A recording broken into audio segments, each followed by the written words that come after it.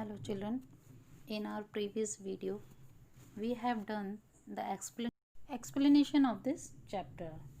Now today we will start the question answers as our sequence, section A, B and C. So first we will take the section A. In this section we will start with MCQ, true or false, and fill in the blanks, match the following. Okay, तो हम MCQ लेंगे, true और false लेंगे, match the following and fill in the blanks. तो first MCQ देखेंगे और समझिएगा आप लोग. ऑलरेडी मैंने एक्सप्लेन कर दिया है चैप्टर में. तो और एक चीज़ और बता दें कि इस चैप्टर का PDF नहीं आएगा, आपको इस वीडियो से ही क्वेश्चन आंसर्स लिखने हैं. ठीक है, तो PDF का वेट मत करिएगा. फर्स्ट MCQ है, who started English education method in India. तो ऑप्शन देख के हमें बताना है कि वेलेस्ली, हार्डिंग, मैकेलू, चार्ल्स वुड, किसने स्टार्ट किया था इंग्लिश एजुकेशन. तो हमने देखा कि मैकेलू का बहुत ही ज़्यादा कंट्रीब्यूशन है इंग्लिश एजुकेशन में. ओके, करेक्ट ऑप्शन होगा option C. Second, when did the law to ban the custom of sati practice enforce. तो सती प्रैक्टिस को कब, मतलब सती प्रथा को कब बंद किया गया. तो इन द ईयर 1829 AD में. तो ऑप्शन बी.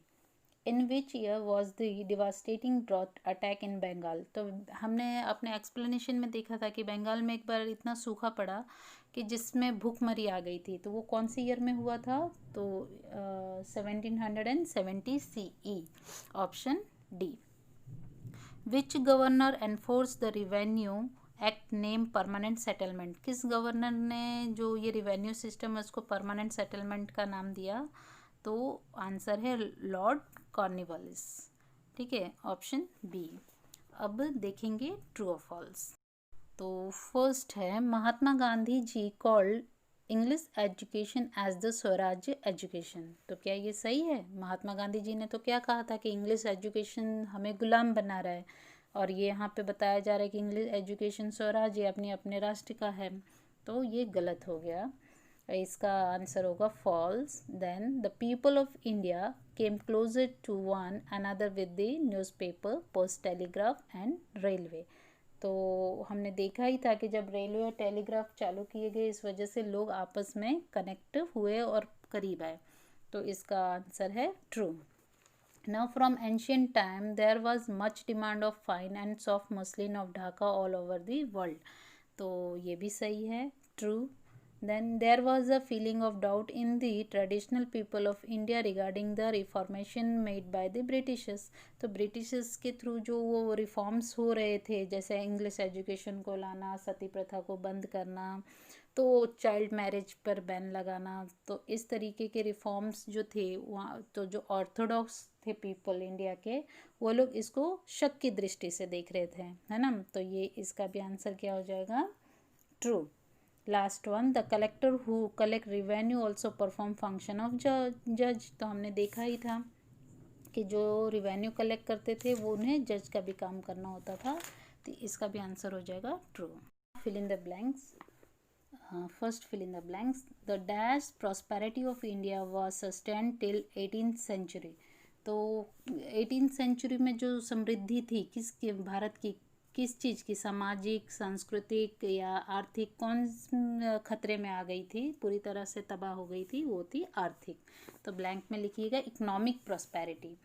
नाउ एक प्रॉस्पेरिटी लिखा हुआ है, आपको बस इकोनॉमिक लिखना है. Governor Cornwallis enforce the revenue act name. जो उन्होंने रिवेन्यू एक्ट चलाया था उसे क्या नाम दिया गया, दीवानी. दीवानी लिख लीजिएगा. In ancient time every village was like a small republic. Blank में republic. The reforms which were made by British rule came as a blessing to Indians. तो जो रिफॉर्म्स ब्रिटिशर्स ने किए अपने लिए, बट वो आगे चल के किसके लिए फ़ायदेमंद हुए, भारतीयों के लिए. Match the following. फर्स्ट है, बैन द प्रैक्टिस ऑफ सती. तो सती प्रथा को किसने बंद कराया था, विलियम बेंटिक ने. तो ये सही आंसर सामने ही लिखा हुआ है। एनफोर्स द परमानेंट सेटलमेंट, ये Lord Cornwallis. And English education is the education of slavery, ये किसने कहा था? गांधी जी ने। तो ये भी सामने ही आंसर लिखा हुआ है। तो अच्छे से हैंडराइटिंग में वर्क स्टार्ट कर दीजिएगा, नोटबुक कंप्लीट करिएगा, इनकम्प्लीट वर्क मत रखिएगा। Okay, thank you.